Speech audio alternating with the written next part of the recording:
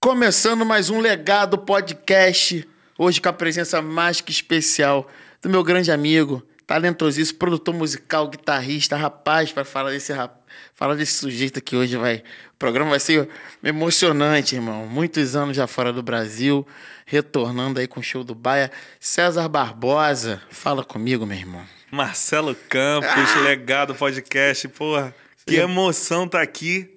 Eu sempre tô acompanhando o Legado lá de Portugal, lá de Lisboa, né, cheio de saudade daqui da terra. E estamos aqui agora frente a frente aqui pra gente trocar essa ideia aí. Que legal, entendeu? cara. Não só nós dois, mas pô, para todo o público do Legado e para aqueles que também estão chegando aí. É isso. É isso aí. Pra quem não conhece, César Barbosa, guitarrista, produtor musical, já tocou com Elza Soares, com Baia, Cidade Negra, Ponto de Equilíbrio, rapaz, por aí vai. E a gente vai bater um papo muito legal aqui sobre música, sobre vivência, sobre suas produções, sobre como é deixar o Brasil, né, fazendo música para poder viver de produção lá fora. Então fala um pouco aí, César, como que surgiu assim essa sua vontade de estar fazendo música, de estar produzindo, trabalhar com a arte, irmão? Bem, tudo começou, eu acho que já desde criança, né? A gente estava até trocando uma ideia ainda há pouco. Eu acho que desde criança, assim, minha família é uma família de nordestinos, né? Meu pai e minha mãe, né? São da Paraíba, e a família da minha mãe é muito ligada à arte, né? De uma forma não profissional, mas todo mundo é muito artístico, né? Na forma até de conta piada, aquela coisa, e todo mundo tocava um pouco, né? Todo domingo tinha uma reunião de família. E todos eles tocavam um pouquinho de violão. E eu, desde criança, eu olhava aquilo ali tudo e falava, eu quero tocar violão também, eu quero tocar guitarra, né? E por influência também do meu irmão, ele me apresentou o rock, né? Então, eu, criança, assim, eu lembro que eu pegava o violão e eu falei, bem, quando a minha mão chegar na sexta corda para fazer uma pestana, eu, porra, quero começar a tocar, né? Então, quando eu cresci, aí pedia, eu falei, bem, agora meu dedo chegou até a sexta corda, eu cresci, né, pra tocar, e comecei a aprender, e, cara, assim, foi uma catarse, assim, né, porque quando eu comecei a tocar, cara, eu abandonei a rua, assim, né, que eu vivia na rua brincando com os colegas, não sei o quê, antigamente tinha muito isso de brincar na rua, né, hoje em dia não tem tanto isso. E eu esqueci do mundo, cara, assim, totalmente. Esqueci do mundo porque eu mergulhei nessa história. Parecia aquele filme do Soul, né? Que o cara vai lá para outro planeta, né? Para outro universo, né? E eu lembro que eu estudava no Pedro II aqui, né? Aqui perto. E era muito complicado até eu prestar atenção na aula, porque, cara, a música ficava tocando o tempo inteiro na minha cabeça. Era um negócio muito doido, né? Mas, cara, tudo tem uma razão, né, para isso tudo, né? Eu, com 17 anos, com 17 para 18, eu fui chamado para tocar com o Ras Bernardo, né? Ele me chamou para tocar, me viu tocando no ensaio, e até com a banda do Ricardo Verocai, entendeu? Filho do Arthur Verocai, né? Eu estava tocando com eles me viram tocando no ensaio, né, o Ras, e me chamou para tocar, né? E dali por diante, cara, assim, tudo começou a desenrolar, até na história do reggae aqui no Rio de Janeiro, né? Que aí foi aí que a gente se conheceu, né? Exatamente. E, cara, a história da produção também foi se desenrolando também com os anos também. Eu lembro que um dado momento, assim, da minha carreira, eu lembro que eu comecei a sentir necessidade de me autoproduzir, né? De autoproduzir no sentido que... Porque é o seguinte, eu precisava de um patrocínio para dar um passo adiante, né? E eu chegava na Expo Music em São Paulo, eu não tinha um trabalho meu, né? E eu falei, pô, eu preciso gravar, né? E aí eu comecei a estudar produção musical, comecei a gravar minhas músicas instrumentais, né? Mesmo em casa, num PC, plugava a guitarra direto ali na Sound Blast, ali, em linha mesmo ali, né? Isso há 16 anos atrás, sei lá, mais de 15 anos atrás. Tô velho, né? Pô, mas que isso? E aí, cara, eu gravei... Descobrindo as possibilidades, Totalmente, né, cara? totalmente, Genial. totalmente. E aí eu lembro que eu gravei um disco para apresentar na Expo Music só para falar que eu tinha um trabalho, né? Várias marcas, vários endorse. É, aquela claro, coisa, né? aquela coisa, né? E eu botei, eu lembro que uma outra coisa também que eu aprendi na época, que foi muita coisa ao mesmo tempo, né? Foi a parte de design e a parte de construção do site, né? Que era o MySpace, que tinha que fazer o HTML e tudo, né? Tinha todos os códigos, não sei o quê. E fui aprendendo tudo meio que sozinho, né? Cara, vou chegar pesadão na Expo Music. Aí, O site tudo montado.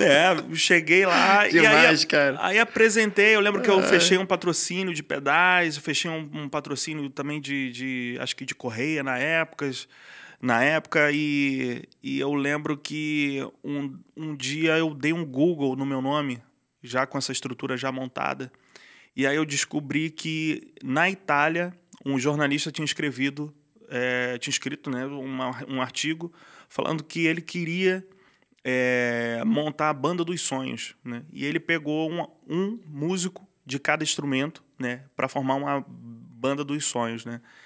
E isso, cara, me desdobrou para muitas outras coisas. Aqui assim, no Brasil ou do mundo? né, do mundo, né? Na Itália e tudo, né? Aí eu passei a viajar mais para fora e tudo, né? E ter até um certo reconhecimento fora, né? Por conta disso, né?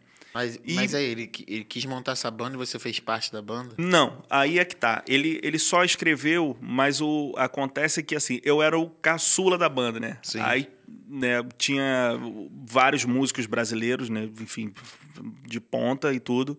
E ali, a partir dali, né, todo o trabalho que eu fazia, eu mandava pra ele. Olha, porra, tem um trabalho novo, não sei o quê. E aí comecei a fechar shows até fora do Brasil, até do meu trabalho, né, assim, né? E isso, cara, assim, eu passei a me aprofundar muito mais em todas as artes que envolvia, né, a guitarra, né, de fato, né? Porque a guitarra, para mim, sempre foi a espinha dorsal, né? Então, da guitarra veio a parte de design, né, por conta até dessa necessidade de fazer mesmo, né, de fato, né, a parte de produção musical, comecei a estudar mais ainda, né? Pô, fiz vários cursos e entrei em escolas e tudo mais. A parte de edição de vídeo, enfim, direção e tudo mais, né? E, cara, chegou um dado momento, assim, que depois de anos, né, isso tudo começou a fazer um certo sentido, né? Começou ainda mais agora, né? E quando veio a pandemia, né, eu lembro que todo mundo, assim, ficou, enfim, trancado em casa, né, sem poder se locomover e, ao mesmo tempo, tendo que fazer com que as coisas andassem ali no online, Se né? reinventar ali, né? Então, assim, eu me vi armado, né, com essas ferramentas e esse conhecimento, né? Possibilidade. E passei a fazer isso, até passando isso para os colegas, né? Cara, hoje em dia assim, é muito natural, né, para mim, né, quando eu vou produzir até um artista, pensar no todo, né? Olhar para o artista e não olhar só a parte musical dele, mas ver todo o contexto, ver a parte toda de design e tudo mais, e até direcionar isso, a parte de videoclipe, né? A parte até de figurino, né? Até, né? Então, isso tudo vem incluso, né, no pacote, né? E na forma de produzir, né? Quando eu vou fazer a produção, isso tudo vem... a minha ideia já vem tudo dessa forma, né? Dentro desse contexto todo, né? Não só a parte musical, né? A parte de estúdio, mas também a parte, né, que engloba todo o produto, né? Sim. Que a gente nada mais é que assim, também um produto, né? É audiovisual, né? É. Aquela questão Sim, de sim, você sim. pegar e falar, pô, ele toca bem, mas e agora? Né? Qual é a roupa que ele tá vestindo? Qual é a iluminação? O que a gente vai fazer aqui com esse palco, arrumação? Né? Muitos anos tocando, né, Cezinha? Com diversas gigs, né? Pô, vamos sair um pouco dessa... Vamos falar o português, claro. Tocou já com Farofa Carioca também, não é isso? Toquei 7 anos Nossa com Farofa. senhora. Toquei Fala um pouco aí do 7 cast anos. do... Cara, Fala aí, o Farofa Carioca é Como é que é, cara? Como é que foi essa experiência, né, cara? Era o quê? Seu Jorge... Como é que era ali? Foi logo na saída dele ou ele fazia parte? Foi logo depois da saída do Jorge e do Gabriel. Ah, né? sim. E... Pô, puta gig, cara. Não, cara, ali era uma escola, assim, porque eu era o único instrumento harmônico da banda, né? Então eu era responsável por dar harmonia, mas também o ritmo, né? E eu lembro que eu era muito novo, né? Eu tinha 23 anos quando quando eu entrei na banda, né? E tudo assim, muito novo para mim, né? Eu nunca tinha tocado, né, a música popular carioca como o Farofa Carioca fazia, né? E tudo foi uma escola, assim, para mim, né? Porque o desenvolvimento das levadas, dos timbres e tudo mais, né? Não tinha uma escola de guitarra, né, para se tocar a música popular carioca, né? E aí eu comecei a desenvolver da seguinte forma. Eu falei, bem, eu tenho que prestar atenção nos percussionistas e tirar as levadas de percussão, né? Polirritmia, né, filho? E passar isso para guitarra, passar isso para mão, né? E aí, cara, foi Cara, que sacada. uma experiência assim que a gente viajou o Brasil todo, passei a conhecer o Brasil todo, né, por conta do Farofa. A gente fez também uma turnê na Europa, também com, né, era até Elza Soares e Farofa Carioca. A gente foi para Finlândia, Caralho. Estônia, Suécia. A gente viajou em novembro, né, no período que a gente foi a primeira vez que eu vi neve, né, e foi a primeira vez também que eu viajei para fora. E Com a música. com a música. Isso Legal. foi em 2008. Foi 2008. Foi a primeira vez que eu viajei para fora. Não, Né? sensacional isso que você tá falando das gigs, assim, né? Das bandas que você fez parte, né? A gente vai entrar ainda em algumas outras. Mas, assim, pô, o estilo, né? De música popular carioca. Que é realmente, não tem uma escola para poder... E você fez parte de bandas que tinham essa assinatura própria e que você tinha que estar ali dando conta disso. E isso é um grande, né? Desenvolvimento de conhecimento, é um absurdo, né, cara? Você pode descobrir essa questão de tocar em cima das células rítmicas, da percussão, né? É totalmente... Já muda o campo, né? Totalmente. O swing tá ali englobado, né? Você já tá com uma transformação além da harmonia, né? A parte rítmica, né? E, pô, convenhamos, né? Esses caras quebravam tudo e quebram tudo, né? Não, quebram tudo até hoje. Até hoje, né? E é uma escola que eles são os batuqueiros, né, do Rio de Janeiro, né? E eles que fazem a cultura de música carioca, né, de fato, né? Que na realidade isso não tem uma escola, isso é aprendido mesmo numa roda, entendeu? Você sabe muito bem, sabe até por conta dos batuqueiros da vila e tudo mais. Eu não tenho a cultura porque eu não nasci dentro do samba, né? E da batucada. Mas o fato de eu conviver com eles, né? Total. Eu aprendi muito, entendeu? Aprendi muito, né? E você acaba desenvolvendo linguagens e técnicas, formas de tocar que numa escola, né, normal isso não existe, né? Sim, né? Isso não existe, né? Uma coisa que eu sempre falo com os meus alunos, tem alguns alunos que estão pensando em sair do Brasil, tem outros que estão em Portugal e tudo mais, e às vezes tá enfim, querendo entrar numa escola X, né, ou Y. Eu sempre falo, qual é o teu intuito com a escola, né? Se você quer aprender uma vertente que não existe na escola, entendeu? Então você tem que ir lá no gueto, tem que ir lá na fonte e beber exatamente dessa fonte. Agora, se você quer uma coisa mais acadêmica, de estudo, aí sim, entendeu? Então, tudo vale de onde vai sair o conhecimento real da coisa, né? E a história com os batuqueiros do Rio de Janeiro, né, é basicamente isso, né? Então, a gente só aprende mesmo na fonte mesmo da coisa, né? Então, assim, porra, quantas vezes eu tinha que pegar uma levada de conga, entendeu? Que o cara tava fazendo ali, ou uma levada de, sei lá, de tamborim, alguma coisa, e passar aquilo pra guitarra, né? Até para me ingressar ali naquele contexto, né? E tudo, né? Porque, assim... Pra ter essa conversação, né? Claro. E cara, foram 7 anos, assim, foi... Pô, mas cara, é muito legal surreal. você estar falando isso, porque eu acredito que eu imagino aqui, porque eu toco bastante, assim, nessas gigs, né? Que tem muito instrumento de percussão com harmonia. E, geralmente, o arranjo, porque às vezes as pessoas olham assim pro percussionista, olham assim pro batuqueiro, ou então pro ritmista. Pô, o cara tá fazendo um barulho. Não, calma. Não. Tem a leitura ali. Quem estuda sabe o que tá fazendo.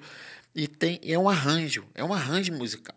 Não, sem dúvida. Sem dúvida. E é preciso realmente a banda e o campo harmônico estar dentro desse arranjo, que faz parte de todo o swing, que é diferente de estar tocando por cima, né?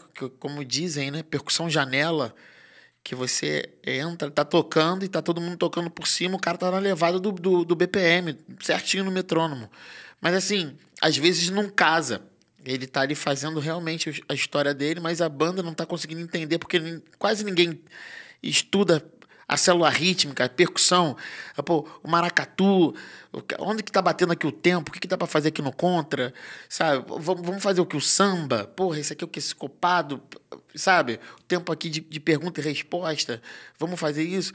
Então são as gigs que tocam com percussão e os músicos que tocam com percussão, que aprendem esse lado da célula rítmica, cara, e o músico percussionista que aprende harmonia, é um casamento perfeito, cara. Sem dúvida. É uma evolução assim, pô, eu posso falar, porque com o passar do tempo também foi atrás da harmonia, porque é necessário para compor.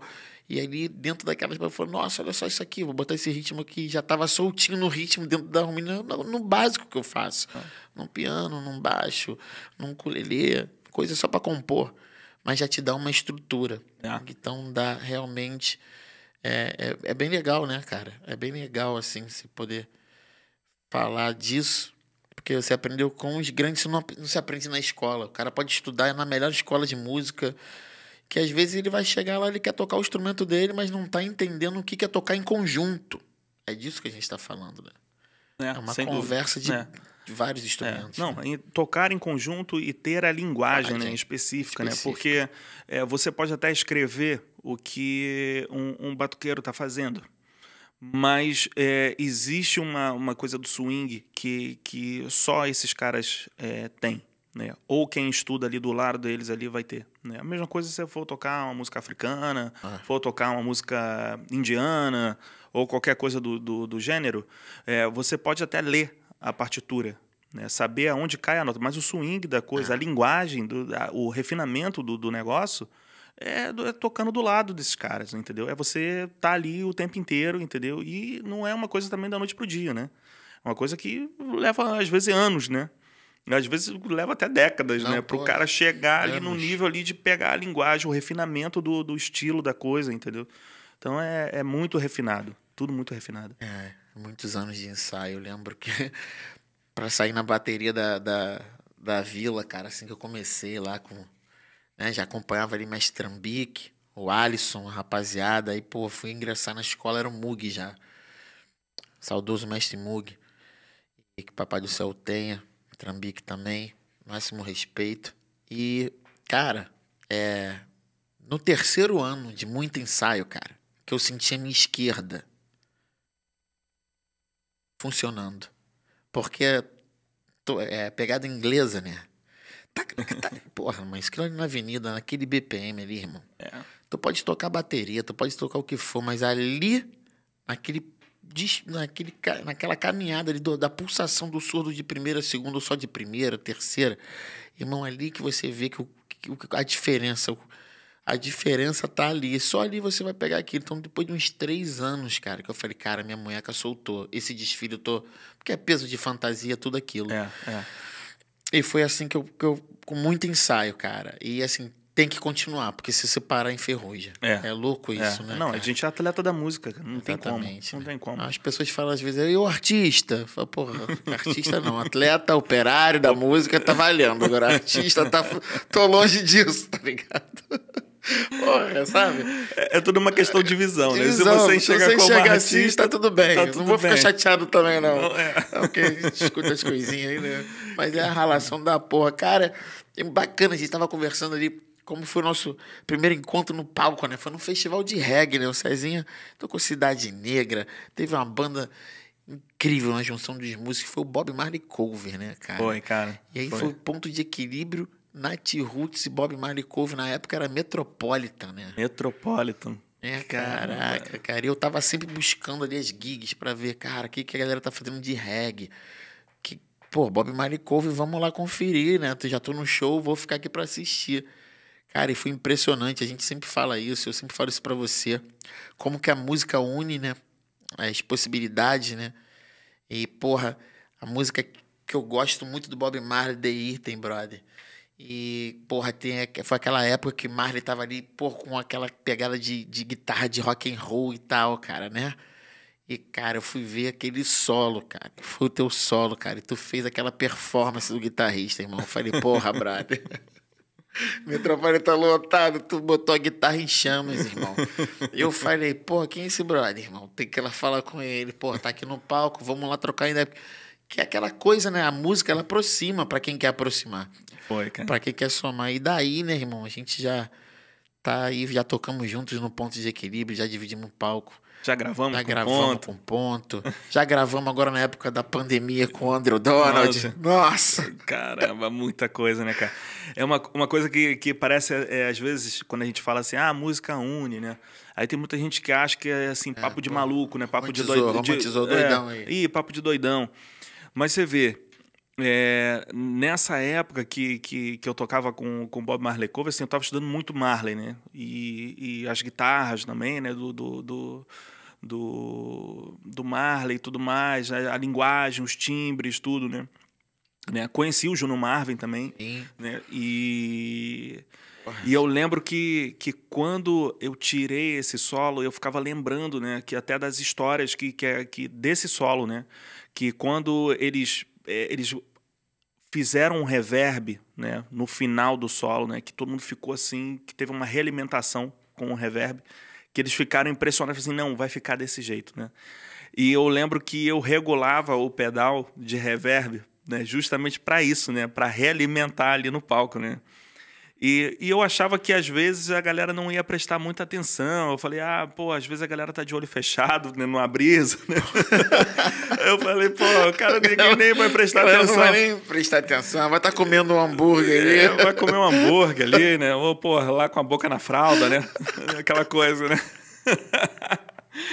Aí eu falei, pô, tá tranquilo. E aí, cara, pô, surgiu essa amizade aí da gente, cara, desse solo do The Hidden, cara. Cara, muito... The Hidden, brother. E a música realmente, cara, assim, é a prova que une, né? Assim, é um negócio muito doido. Eu acho, cara, assim, que da mesma forma que une, também cura, né? Porque tem uma entrevista do Jimi Hendrix que ele deu num programa, não lembro qual é o programa, mas eu tenho até o DVD da entrevista.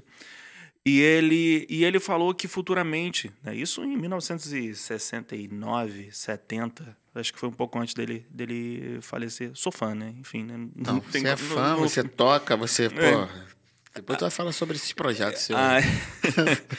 E ele falou que num futuro muito breve a música ia servir para curar, né? E todo mundo ficou olhando pra cara dele assim, meio tipo, esse maluco aí, né? Profetizando aí, veio lá de Woodstock, tá aí malucão, né?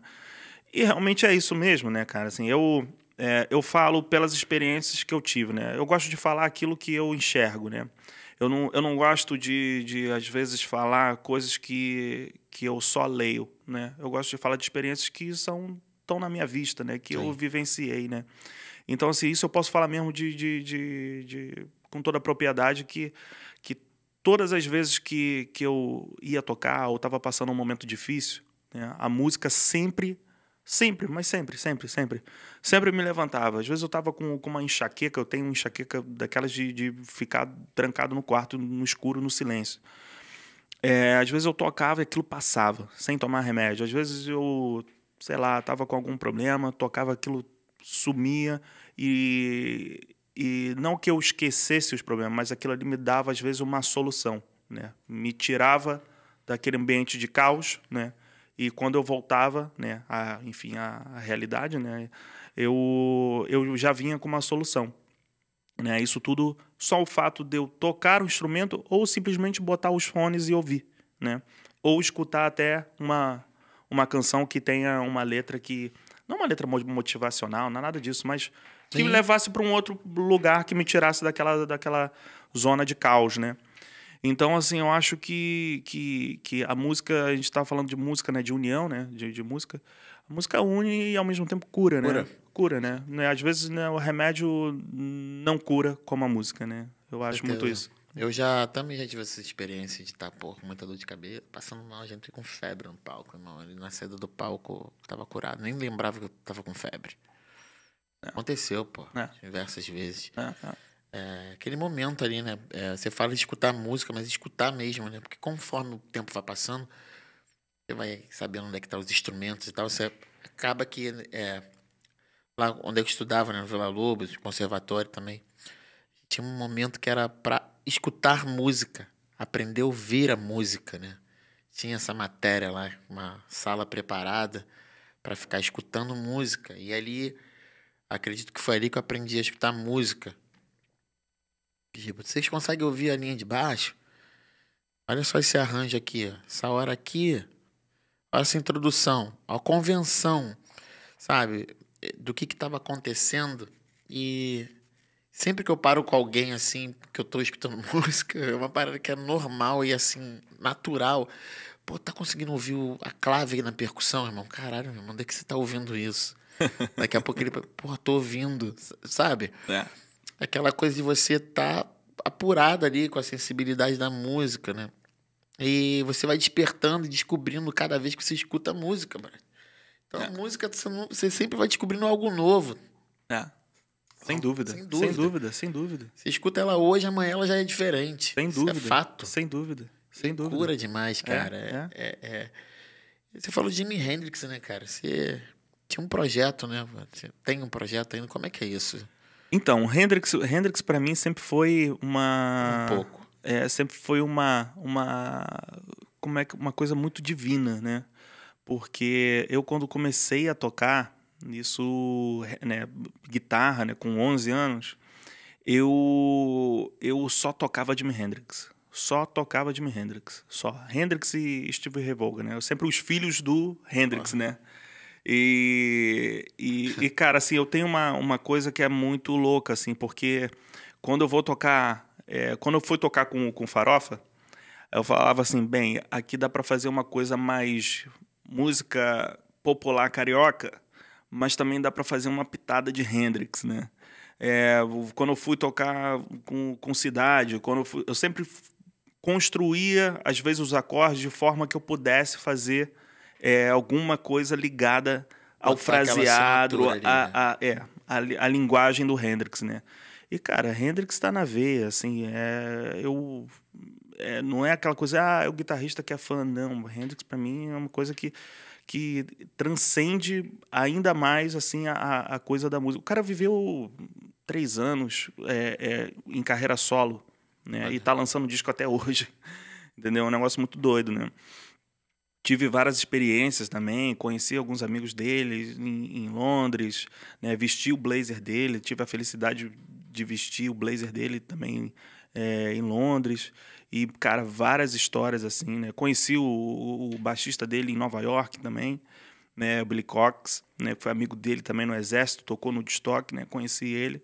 E chegaram a fazer som junto? Não chegamos a fazer, né? Mas ainda está em tempo ainda. Né? Tá em tempo ainda, né? Tem muita coisa ainda acontecendo lá pela Europa lá que pode acontecer, né? E outras coisas também, né? Outras coisas também, enfim.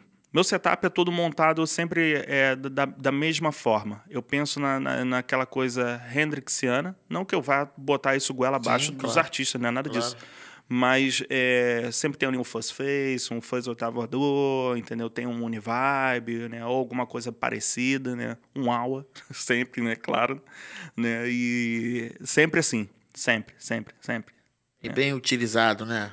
Ferramentas, putz, mano. Você vai ter que voltar, porque, cara, depois dessa entrevista, a galera vai querer te escutar tocando, né? Falei, traz uma guitarra, cara. Ele, pô, hoje eu quero falar. Falei, não fala com a guitarra, não, eu quero falar hoje. Pô, já fiz agora o Circo Voador com Foi irado, hein, cara? Cara, foi demais, cara. Fala aí, cara. Foi demais. Fala um pouco aí das coisas. Você tava lá na Europa, né, cara? Aí, do nada, Maurício Baia tocou no Circo Voador. Vem fazer os... Como é que foi isso, cara? Cara, tá tendo a sequência... Tá produzindo também. Sim. Tá tendo a sequência de show de abertura do Circo Voador e eu vim para visitar a família. Fazia 3 anos, né, que eu não vinha ao Brasil. Eu tô me sentindo até meio turista, né, na minha própria cidade, né, no Rio de Janeiro, né? E parece que eu tô sonhando, assim, é muito doido, assim, né, uma sensação muito louca, né? E pisar no Circo Voador também foi uma outra sensação. Falei, caraca, bicho, parece que eu tô sonhando, né? E foi emocionante, cara, assim, sold out, e galera cantando, chorando, entendeu? Eu acho que a galera tava com esse grito na garganta de assistir um show, né? E eu até de tocar também, obviamente, na minha cidade, entendeu?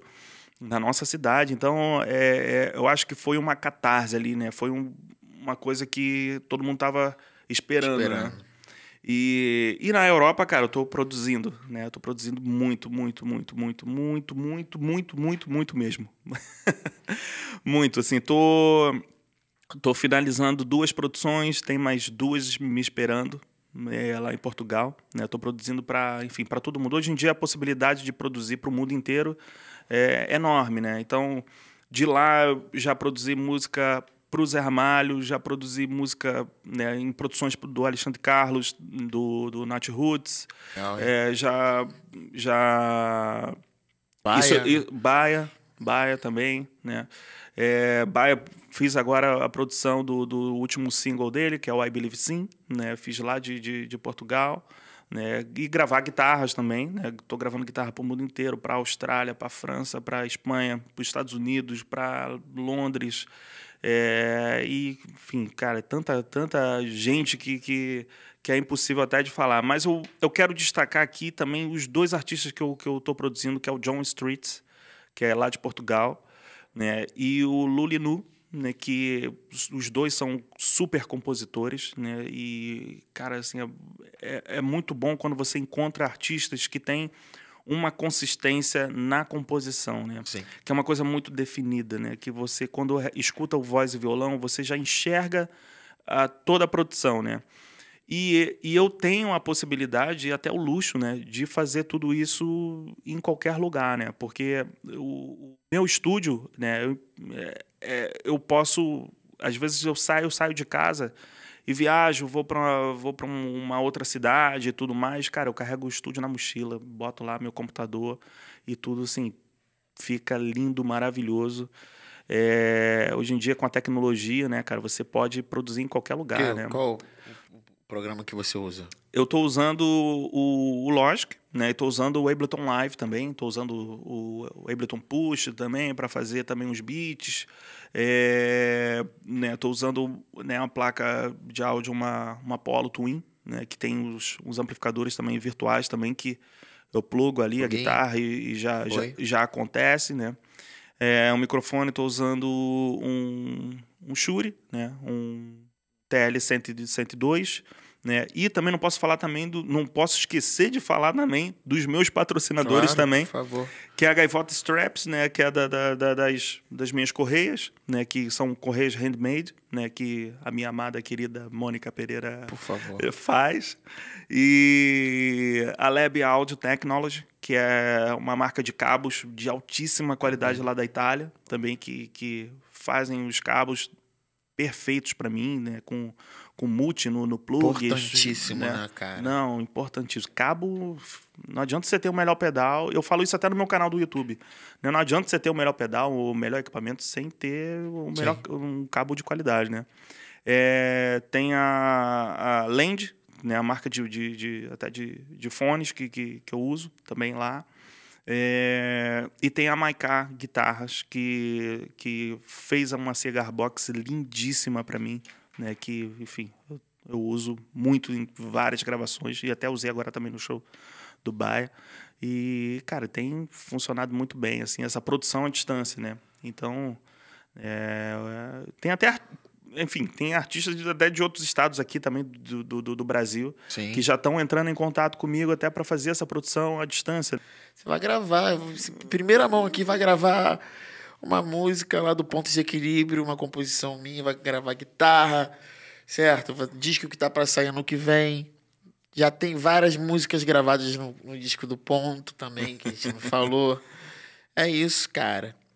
E agora podemos falar também da tua faceta audiovisual, né, mano? Por que que a gente pode falar sobre isso? Como que começou isso, cara? Trabalhar com audiovisual, assim.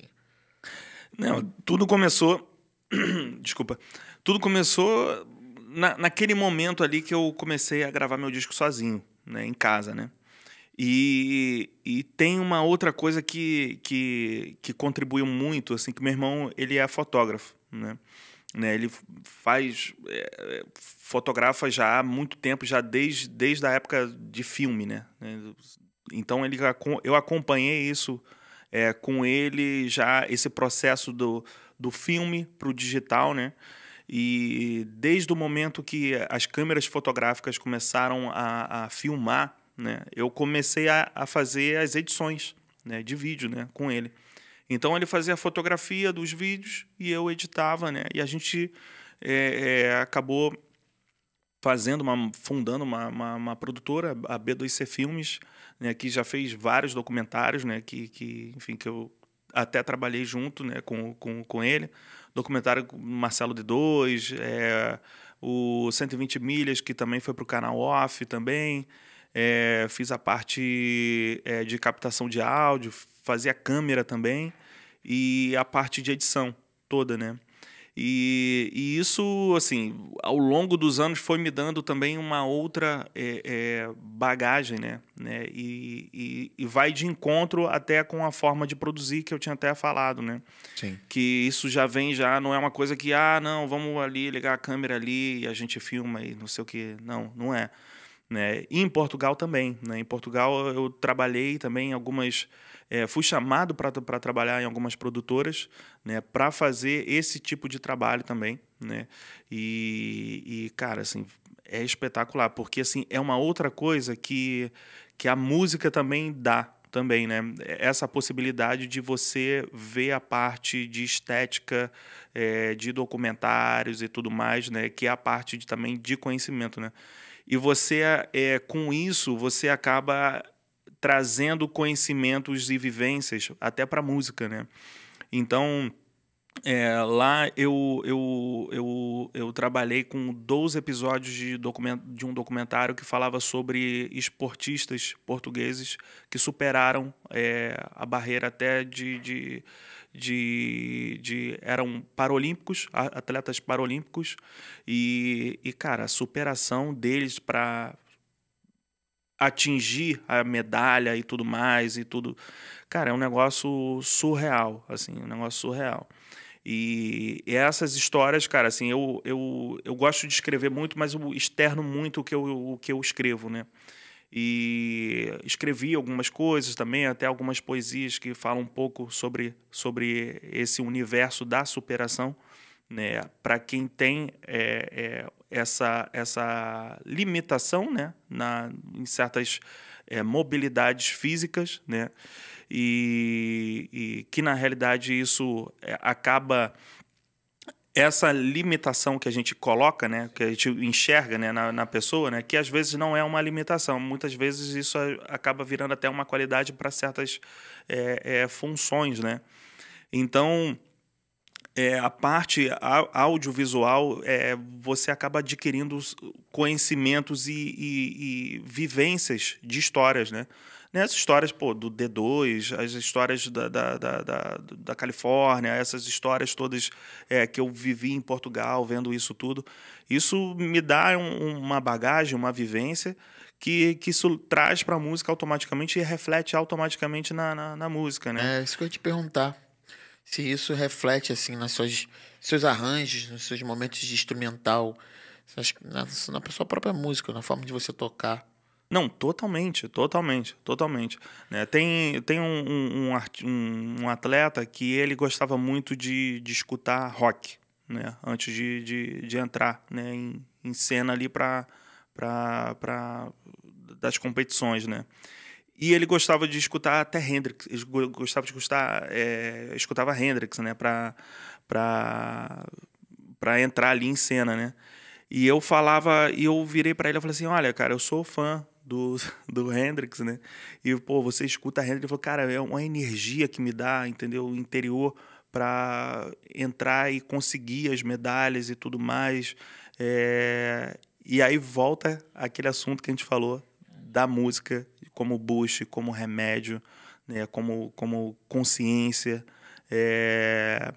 Então, isso tudo, eu estou falando toda essa história toda, que isso vem exatamente da parte que a música me deu, de abrir com audiovisual, tá? E eu ser aberto, tá? Para ouvir essas histórias, né? E captar essas histórias, né? Então, assim, Que influencia já na música. Que influencia já na música. Então, assim, tudo começa a ficar interligado, né? Assim, porque eu lembro que na época, quando eu estava fazendo o documentário, editando o documentário do D2, junto com o Marcos Bocaiúva, eu comentei com alguns amigos da música. Eu falei assim, não, pô, eu tô editando um documentário. Ele falou, mas tu parou de tocar? Eu falei, não parei de tocar não, bicho. Isso, né? Eu só tô somando as coisas. Ele falou assim, pô, mas como assim somando? Eu falei, não, aguarde que você vai ver. Entendeu? Então, hoje em dia, né, essa coisa, não, eu sou multi, né? Depois da coisa é multi, não sei o quê. Eu via essa coisa do multitalento, né? Muito como agregação da música, sempre, né? Sempre. Eu sempre penso como a espinha dorsal, a guitarra, né? E as coisas que somam a isso, né? Um exemplo até que eu vivia muito era vendo os shows, né? Quando eu assistia um show, um DVD, eu falava assim, porra, por que o cara, o editor, né, ele não filmou ou botou o take da mão do cara tocando ali do solo, entendeu? Ou, pô, o cara ali tá fazendo uma virada irada na bateria, por que não foi pra lá, entendeu? A edição. Então eu sempre tive essa coisa de ficar, não crítico, mas de uma forma assim, pô, se eu tivesse na mesa de edição, eu faria de uma outra forma para valorizar ali a arte ali que o cara tá fazendo, né? Mas porque também tem a leitura da música, tem um músico de palco, de repente o cara é só um profissional da... Não, pode ser também, né? sim. Mas, porra, é importante ter essa preocupação. Claro, né? De valorizar, de mostrar o que tá acontecendo ali. Porque às vezes... Pô, quantas vezes a gente repetia a mesma levada ou a mesma frase ali, horas e horas e horas, e às vezes numa gravação, enfim, de um DVD ou de algum show, aquela frase ali nem aparece ali à tua mão, né? Tipo assim, às vezes você treina ali uma semana um solo de 30 segundos e aquilo ali se perde às vezes na edição, né? E aquilo ali é um trabalho que às vezes o cara ali que está editando, né? Ele não tem essa ideia, né? Assim, ele não tem essa assim, pô, ele não sabe que o cara ficou ali uma semana, às vezes um mês treinando aquela execução. Verdade. Então, assim, a parte audiovisual, né, que eu trabalho, eu fico muito atento em relação à parte de música, né? Assim, eu fico muito atento a isso, né? A valorizar sempre a parte de execução, detalhes, os detalhes, né? E a parte de documentários é sempre, cara, parece que é um livro, né? Parece que você está lendo um livro que na tua frente, né? Porque são histórias reais, né? Obviamente, né? Você está entrevistando pessoas ali, né? E você está adquirindo conhecimento, né? Ali o tempo inteiro, né? Porque você vê, aqui a gente está conversando, né? Nós dois e para todo mundo, né? Que está aqui assistindo. Obviamente, assim, eu estou contando histórias aqui que as pessoas não escutaram e que às vezes eu posso falar uma coisa aqui que vai servir de clique, de start para a pessoa que está assistindo, né? Então, isso faz uma diferença enorme, né? E isso, dentro de um documentário, isso é primordial, né? É conhecimento, é um monte de coisa, né? Você constrói ali uma história, né? E desde o momento... Por isso que eu falei assim, não, Marcelo, não vou levar a guitarra, não. Vou só trocar uma ideia mesmo, que eu acho que é o... Achei sensacional, botei mais... Que eu acho que é o suficiente, assim, claro. né? Porque acho que é um outro lado que às vezes a pessoa... às vezes o público enfim, que me conhece, né? Os poucos que me conhecem, né? Às vezes não sabem, né? Então, eu sempre tive esse cuidado. Mas Você falou, eu lembrei até de um outro trabalho que até me orgulho de ter feito, que foi quando eu fui para o Japão com Cidade Negra. Eu lembro que a gente foi tocar no Brazilian Day e eu tava com uma câmera, né? E eu tava fazendo umas fotos e tudo mais, né? E aí eu lembro que o Tony falou assim, pô, tu tá com uma câmera aí? Aí o Bino, tá com uma câmera aí? Pô, a gente vai gravar um videoclipe. Pô, entra na equipe. Aí me apresentou a equipe lá. Aí eu entrei na equipe e acabou que eu fiz alguns takes do videoclipe, né? Do Cidade Negra, né? Do Diamante, né? Cara, o clipe ficou maravilhoso, ficou lindo. Gravado no Japão. Pô, demais, cara. Essa parte aí que você falou do Cidade Negra. Falar um pouco dos nossos irmãos do Cidade Negra, né? Tony, Bino Lazão, Cezinha já fez parte ali. Tá sempre inserido, né, irmão? Deixa eu fazer uma pergunta. Eu lembro que eu falei com o Bino, assim, quando saiu, falei contigo também. Quando vocês estavam ali pra tocar no Rock in Rio, cara. Que era uma representatividade do reggae nacional no Palco Mundo. Foi Palco Mundo, né? Palco Mundo. Foi gigante a parada. E eu fui no show, né? E, cara, sensacional. Qual a sensação, irmão, de estar ali, naquele momento ali? De ir lá na frente, lá. Como é que é essa sensação? Qual foi a sensação, assim, cara, do palco do Rock in Rio, palco mundo ali, cara? Não, primeiro que você, quando o telefone tocou, quando meu celular tocou, e o empresário falou assim, César, vai ter o Rock in Rio esse ano, o Cidade vai tocar e vai ser no Palco Mundo. Tá? Amanhã tem uma convenção com a imprensa toda e a gente quer você lá. Aí eu falei, não, beleza, tranquilo. Né? Aí, pô, cheguei lá na convenção, né? Aí, porra, tava todo mundo lá, nem Mato Grosso, Frejá, só os ídolos, né? Eu falei, caraca, velho, que é isso, né? E aí eu lembro que a gente fez eu voltei para casa, né? Depois da coletiva, né? Da apresentação e tudo mais. E eu sentei assim na frente do computador, assim, o computador desligado, a tela preta. Eu falei, esse show é um show que eu preciso me preparar ainda mais, porque eu preciso fazer jus ao nome da banda, né? E eu sou esse tipo de músico, sabe? Eu não sou do tipo de músico que fica pulando de galho em galho, né? E a gente até já conversou sobre isso. Sim. Eu, quando entro para tocar com um artista, eu quero conhecer a linguagem de cada artista para serviu do melhor. E foi assim, eu tive uma preparação com personal, tocava... cara, eu fiz uma parada muito doida que a galera vai achar esse cara é meio maluco.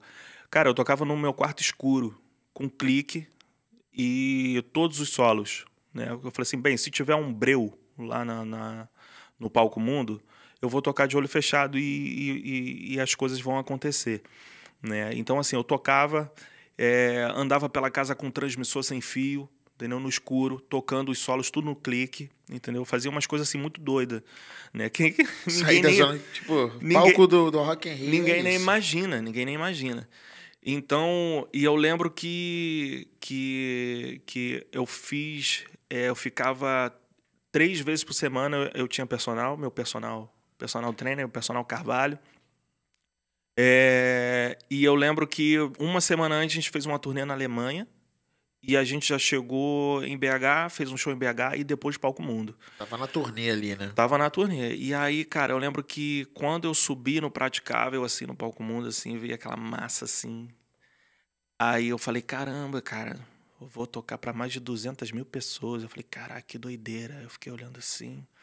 Aí daqui a pouco, quando eu olho pro lado, assim, aí tinha um câmera assim, já se posicionando, eu falei, não são 200 mil pessoas aqui, não.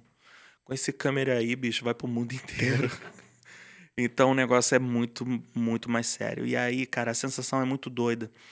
Porque o Bino, o Tony e o Lazão, eles, assim, foram muito queridos e muito amigos. E, enfim, eles falaram assim, não, cara, você tem que ir lá na frente solar. Não partiu de mim, né? Então, assim, eu fiquei muito lisonjeado com a oportunidade que eles me deram, né? De falar assim, olha, você tem que andar no palco. Que responsa. Você vai lá na frente solar. Esse entendeu? Momento, a luz passarela, ali, a fumaça, a passarela ali. A passarela é sua. Então, assim, para quem tá ouvindo, assim, a sensação... O guitarrista que tá ouvindo, ou o instrumentista que tá ouvindo, a sensação de andar ali na passarela é é um negócio muito doido, porque assim, é um canhão de luz em você, que parece um sol, meio que esquentando. E a outra coisa é que quando você chega assim na passarela, o ar falta, porque as pessoas estão respirando fundo ali, escutando o som, e aí você não tem mais oxigênio, entendeu? Então é um negócio muito doido. É um negócio muito doido. E eu lembro que quando eu desci do palco, assim, cara, você senta na cadeira assim, você fica meio em transe, assim, tu fica assim, caraca, bicho, o que que aconteceu? É muito doido, né? E você só vai acreditar mesmo, cara, assim, meses assistindo os vídeos, né? Meses, meses, meses. Eu lembro que eu fiquei muito emocionado quando eu vi a reprise, assim, pela primeira vez, assim. Eu falei, caramba, cara. Porque você fica tão concentrado ali em executar a coisa muito bem, né? Eu sou muito detalhista, né? Com tudo, né? Não a ponto de travar, mas assim, sou muito detalhista, assim, eu quero dar o meu melhor e sempre dou, entendeu? A ponto de nem que eu tenha que cair doente, meu irmão, mas eu tenho que fazer aquele negócio direito. E eu fiquei muito emocionado, assim, né? Fiquei muito emocionado. Eu lembro que o Tony, o Bino, assim, deram os parabéns, assim, né? O Lazão, né? Todos eles, cara, muito carinhosos comigo. E, cara, entrou, assim, pra história. A família ali é sensacional, cara. Entrou pra história, assim, são... Cidade Negra. Não, Cidade Negra, cara, assim, acompanha a minha vida já há muito tempo, né? Assim, meu primeiro show como profissional foi com o Ras Bernard, que foi o primeiro vocalista do Cidade Negra, né? E tocando no palco ali nos Arcos da Lapa, entendeu? Foi meu primeiro grande palco, né? Todo mundo fala assim, não, tem que ter a escola do barzinho. Cara, eu nem cheguei no barzinho, eu já fui direto pro palco grande, assim, já me empurraram, assim, vai, meu irmão. Jogador cara. Te vira, bicho. Eu falei, caraca. Né? E, cara, fui aprendendo, né? Isso é demais, né? Aprender no palco, né, cara? Isso é sensacional. Cara, é muito doido. É muito doido, cara. E podemos dizer que foi um dos melhores momentos, mais importantes assim, da tua carreira, junto com alguns outros. Cara, foi assim, tem vários momentos muito importantes assim na minha carreira, mas assim, o Rock in Rio, esse aí, filho. Eu tava vendo a telona, eu falei, porra, brother. Foi emocionante, irmão. Foi, cara. Foi emocionante, legal essa abertura, né, cara, da banda, né? Sim. Saber a importância do músico que tá ali, né? Sim. Contratado ou não. É importante ter essa... cara, tá aqui, o conjunto é esse, sabe? Eu sempre, cara, assim... Agora é a tua hora, vai lá, irmão. Cara, assim, é um negócio muito doido, assim, você falando isso me veio até na cabeça uma outra tem gente coisa. Que esconde, né, as pessoas atrás do amplificador, finge que... Não tem esses, não estão mentindo. O cara tá solando pra caramba lá e tá o cara aqui fazendo mímica, não tem essa parada? Acho que tem, hein? Tem. Vai me quebrar aqui daqui a pouco. Mas tem. Pô, lá vem esse cara me ofuscar aqui. Tem essas coisas, né? Tem essa parada. Tipo, fica lá atrás da coxinha lá, irmão. Joga a luz aqui, o cara é contratado. Tem isso? Tem muito. Cara, assim... Já passou por essa parada? Cara, aí é que tá, cara. Assim, eu fiquei pensando nisso, assim, mas eu nunca passei por isso, cara. É um negócio muito doido que, cara, eu acho que eu fui muito abençoado, assim. Todas as gigs que eu passei... cara, o artista sempre vinha e falava assim, César, eu quero você solando lá na frente. Pô, foi com a Elza. A Elza, cara... Como é que é tocar com a Elza Soares, irmão? Como é que é isso? Cara, é um negócio muito louco, né? Assim, a Elza é uma rainha. A Elza é uma pessoa que não tem adjetivo, assim, pra ela, assim. Eu lembro que em 2008, quando a gente fez turnê na Europa... com Farofa, até. A gente estava no último show da turnê. A gente ia tocar num teatro no Berns, que é em Estocolmo. E é um teatro, assim, onde Edith Piaf já tinha cantado, Bob Dylan, enfim, todo mundo, né? E eu lembro que eu passei na porta, assim, do camarim dela, né? Aí ela falou, Cezinha, vem aqui. Olha só, eu ainda não te vi solar. Eu quero que você faça um solo hoje. Aí eu falei assim, mas Elza, eu vim aqui pra acompanhá-la, eu não vim aqui pra aparecer. Ela, não, eu não quero isso não. Você vai solar hoje. Aí eu falei, caraca, porra, beleza. Aí quando a gente entrou no palco, cara, ela parou na primeira música, eu falei assim, parou. Vem cá. Mostra como é que o brasileiro faz e você vai solar aqui na frente. Caraca, eu comecei, né? Eu fiz uma guitarra de atabaque, né? Aí fiz um tamborim na guitarra, né? Cara, muito legal tu falar isso. Fiz uma guitarra de atabaque, eu tamborim, porra, sensacional. Aí, bicho, aí, caraca, mesmo, a plateia... Aí eu fui voltando assim, né, Brasil, pra trás. pô. Aí fui voltando assim, aí ela, não, volta aqui. Fala teu nome pra todo mundo saber quem é você. Aí eu falei, caraca. Eu falei, porra, prazer, César Barbosa. Aí eu todo meio tímido assim, né, que, pô, você não espera, né, aquilo, Sim, né. claro. Pô, uma artista como a Elza, né, cantora do milênio, pô... Enfim, já gravou, enfim, cara, não dá nem pra contar, né? Tem gravação que eu fiz com ela gravou um disco de jazz que, enfim, se alguém souber aonde foi parar essa gravação, eu gravei Summertime com ela, e essa gravação sumiu, isso na época, isso em 2008, 2009, se alguém souber, por favor, coloquem isso aí pra... Gigante, Elza né? Soares. E... Tem uma representatividade também, né? E anos depois, né? Anos depois, em 2017, isso 10 anos depois, olha só como é que são as coisas, né? Ela me chamou para fazer a direção musical do show A Voz e a Máquina, que era um show que já existia com o DJ Muralha e o Bruno, né? E aí eu cheguei para dar uma arrematada nas arestas, construir algumas bases também. E aí eu toquei 1 ano com ela, fazendo a direção, né, musical e como guitarrista. E aí era a mesma história. A mesma história. Ela falava assim, não, eu quero você do meu lado, eu quero que você vá solar lá na frente. E eu falava assim, caraca, Elza, calma, vamos com calma aí, Elza. Pô, você é a estrela. Não, eu não quero isso, não, quero isso, não. Então, assim, ela, para mim... é uma madrinha, assim. Ela tá num patamar, assim, que é intocável, assim. A Elza, tenho muita saudade dela, assim. Muita saudade dela. Fazer som com ela. Sim, ali, né? dos momentos, assim, né? Mas, assim, tudo... a vida da música é sempre, assim, períodos, né? Você vai vivendo períodos, né? E tem um período, né, com cidade, com farofa e tudo mais, né? E ao mesmo tempo isso volta, né, a acontecer, né? Então você acaba tendo essa bagagem, né? E tendo essa vivência, né? E esse respeito, né? E você, quando você vive as coisas, cara, assim, é uma coisa que é intocável, né? A teoria prática, né? É intocável, né? Então, essas experiências, assim, de artistas, assim, que sempre me colocavam em destaque, assim, cara, eu sempre fui muito abençoado para isso. Não, né? e Assim, falar de Elza, assim, né, cara? Tipo, a Elza era é porque meu pai é falecido, né, em matéria. Graceto Salgueiro, pra quem não conhece. Era grande amigo do meu pai, da minha mãe. Já gravou música do meu coroa. Tem um vinil lá, LP, compact das músicas e tal. Muito respeito, assim, essa velha guarda, essa rapaziada que... Quando a gente fala velha guarda, a gente coloca num lugar, não é de velho, é num lugar de importância e de respeito, né? Que vem batendo, fazendo música brasileira, música orgânica, viva, de mensagem, de protesto, de causas, né? Eu sinto falta. né? Pois é. Porque eu acho que o... Muito legal falar da Elza, cara. Sim. Eu acho que, assim... Ela é guerreira. A Elza, ela tem uma coisa que eu acho que eu não vi nenhum outro artista ter. Que primeiro que, assim, ela tem uma história de vida que é, enfim, um livro é até muito pouco, né? Para se contar Sim. tudo que ela já passou, né? Tanto por bem quanto por mal, né?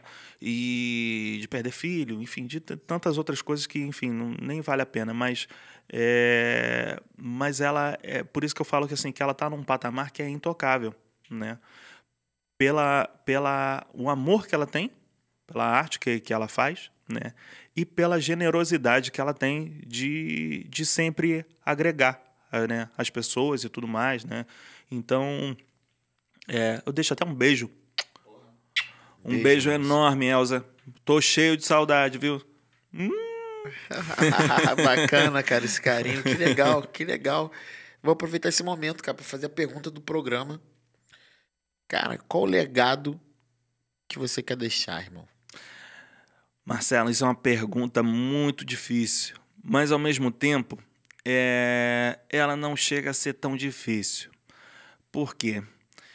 Desde o momento que você faz o certo, né, e você segue na sua caminhada, né, fazendo o bem, isso automaticamente isso vai contagiar as pessoas.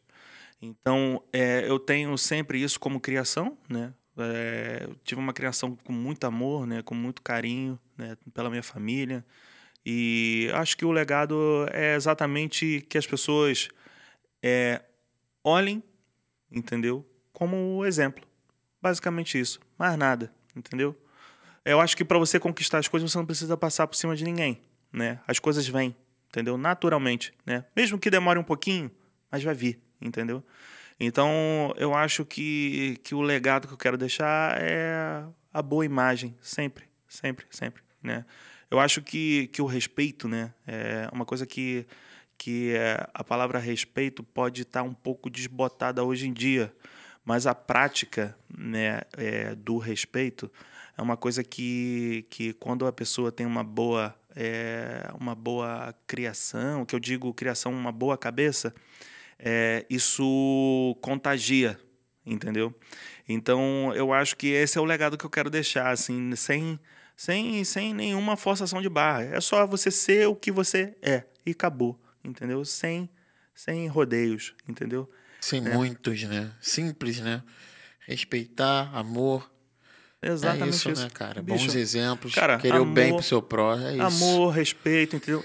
Cada um tem sua história, né? Então, assim, ninguém Somos cheios de defeitos também pois é, e a gente e a gente reconhece isso, né? reconhece. E a gente está aqui na Terra justamente para isso, É para a isso. gente evoluir, né? Reconhecer, né? E agregar, entendeu? As pessoas e tudo mais, né? Eu sempre falo isso com os artistas que eu estou produzindo. Eu sempre, às vezes, tenho algumas reuniões e tudo mais, e eu falo assim, É. cara, onde você quer chegar com a sua música? E o que que você quer passar por isso? Entendeu? Então, tome cuidado com às vezes as interferências para não fugir, para que a sua personalidade não seja Poluir, né? exatamente isso.